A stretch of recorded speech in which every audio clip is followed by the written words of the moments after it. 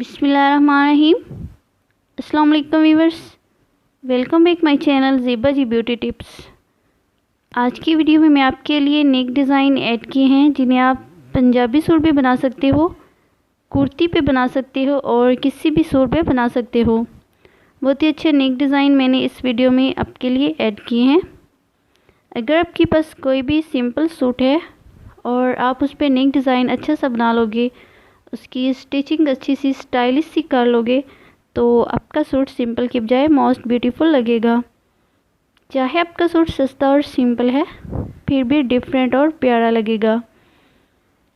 इस वीडियो में मैंने बहुत ही डिफरेंट और न्यू डिज़ाइन ऐड किए हैं, और अगर आप और भी डिज़ाइन देखना चाहते हैं तो आप अपनी सजेशन दे सकते हो।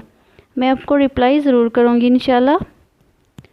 कमेंट बॉक्स में आप मुझे ज़रूर बताइएगा कि कौन सा नेक डिज़ाइन आपने बनाया है, और अगर कोई और भी डिज़ाइन आप देखना चाहते हैं तो भी बताइएगा, हम अपलोड कर देंगे। आपसे गुजारिश है कि इस वीडियो को पूरा देखिए ताकि आपको अच्छी अच्छी मालूमात मिल सके।